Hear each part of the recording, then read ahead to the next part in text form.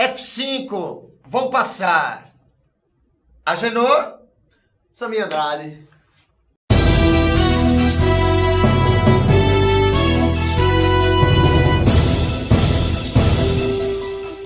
Amiga arroba, questões múltiplas sobre deslocamento populacional, migrações internacionais, um dos temas mais importantes, que vestibular que nada, para o mundo.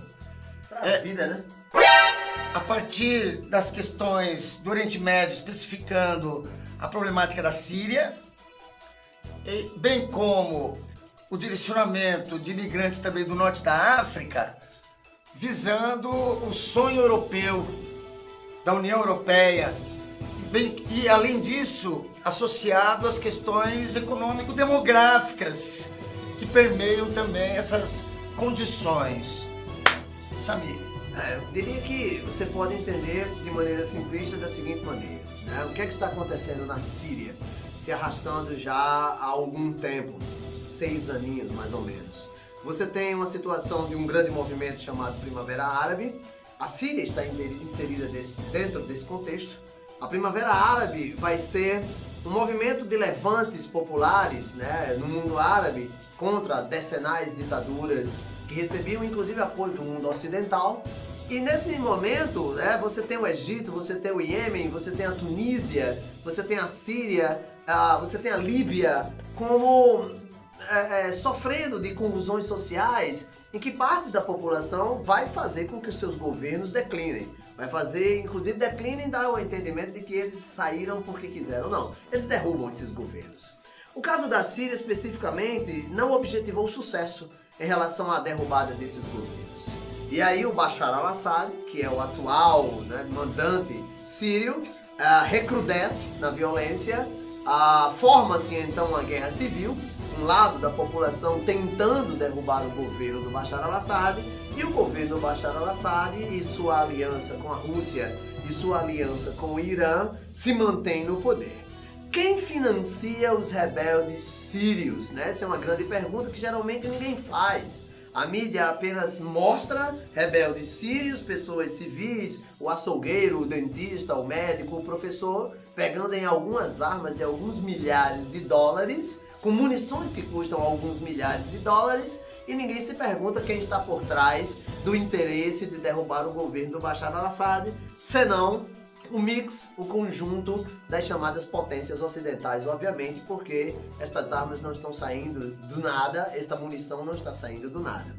E isso fez com que parte da sociedade, parte da população estabelecesse um fluxo migratório poderosíssimo, né? Um conflito que já matou mais de 450 mil pessoas até agora, levando a mais de 2,5 milhões de pessoas, de indivíduos, deslocando-se via Mediterrâneo ou via Turquia em direção ao que o professor Agenor falou, o sonho europeu, né? Lembrando que é sempre em direção às mais equilibradas potências econômicas europeias, que são a Alemanha, a Inglaterra especificamente, a França.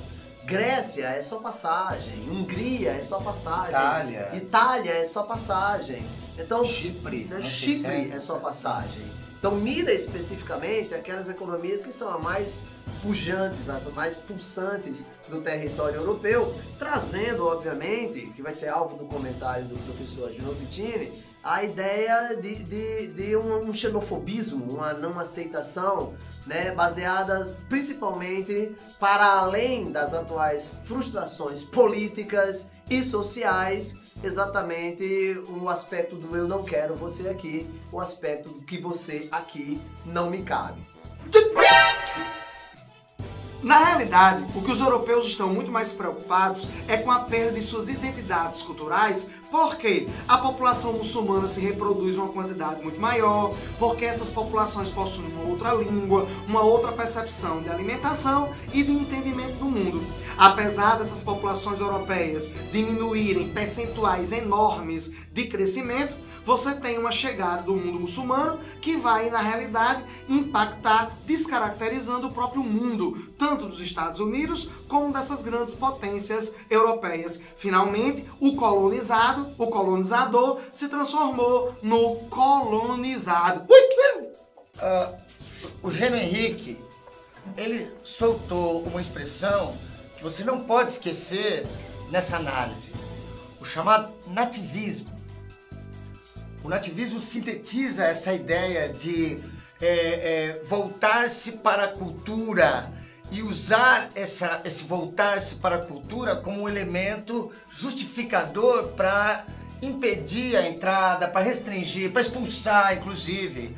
Foi a campanha Donald Trump, na lógica contra os mexicanos. Foi a campanha Marine Le Pen, na França. Foram as campanhas que acendem os partidos de cunho neofascista, nazista, com um recorte aí histórico também, e depois pode chamar um gênio de novo, no sentido da semelhança da decadência econômica como elemento de frustração e possibilitando os indivíduos, os grupos sociais, estarem sujeitos às ideias mais conservadoras. Onde você tem um elemento fundamental que é o desemprego estrutural, a desindustrialização, a terceirização, as novas relações trabalhistas, o novo capitalismo informacional financeiro voltando-se contra os próprios cidadãos do centro, que no passado tiveram uma certa participação, parcelazinha com o estado de bem-estar social. E aí as contradições demográficas, né, Samir? Ou seja, eles têm uma taxa de natalidade baixíssima, até negativa. Exato. Tem lugares como a Itália onde morre mais gente do que nasce. Eles vão necessitar de trabalhadores e trabalhadoras. E uma questão urgente, né? Você poderá pensar, mas eles podem adotar uma política natalista. Só que qualquer política natalista que seja adotada hoje, implementada hoje, ela só vai efetivar sucesso daqui a 25 anos. Você vai imaginar que o italiano, como o professor Agenor Pittini citou, vai gerar o filho hoje, que só será nascido ou só nascerá os custos daqui a 9 meses, e que vai para a escolinha, e quem vai bancar os custos com a educação, os custos todos com a formação do indivíduo. Aí você tem uma problemática de que ele vai para a faculdade ou vai se qualificar tecnicamente e só daí a 25 anos ele vai para o mercado de trabalho. Se você está cortando gastos sociais em prol do financismo, quando é que você vai bancar a educação do nativista por 20 anos? Pois é, e assim, é um indivíduo que nasceu para ser o trabalhador nacional. Então é uma questão muito complicada, que você tem uma encruzilhada com duas perguntas. A crise migratória em direção à Europa é um problema ou é parte da solução de um problema? E a sua origem, ao mesmo tempo, ligada às intervenções do que vamos chamar, entre aspas, mundo ocidental, exatamente na região do Oriente Médio e Norte Africano. Porque você falou, quem está financiando os rebeldes? Quem financiou os opositores ao regime líbio do Gaddafi? Que hoje a Líbia, após o assassinato do Gaddafi, seu extermínio, a OTAN bombardeou a Líbia. Hoje a Líbia é um país dividido ao meio, é a maior fronteira do norte africano com o Mediterrâneo, que no mínimo tinha controle. O que você tem hoje são dois territórios que disputam o poder, é um país sem governo, é um estado sem governo, onde você tem caminhos internos que confluem para a Líbia para se atravessar o Mediterrâneo, pertíssimo da Itália, de Chipre, como a gente falou. Exatamente. Então a corresponsabilidade está lá também na ação anterior da própria Europa Ocidental e Estados Unidos. E fazer lembrar que o próprio combate a determinados grupos terroristas, né? Lembrar também que na Síria tem interposição do Estado Islâmico, e no norte da África, em região do Chifre Africano, você tem grupos como a Al-Qaeda do Maghreb Islâmico e o Boko Haram, na Nigéria, com intercepções ocidentais Você não pensa que, tudo bem, tem que se combater determinados grupos ultra-radicais, mas você tem que também ter a ciência das consequências disto. Você não planeja, você não mensura que bombardeamentos, que ataques sistemáticos com determinadas tropas e etc. vai provocar ou vão provocar um fluxo de deslocamento.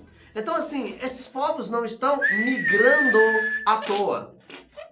Esses grupos estão migrando por uma necessidade e essa necessidade ela tem várias explicações de cunho geopolítico, de cunho econômico e de cunho social.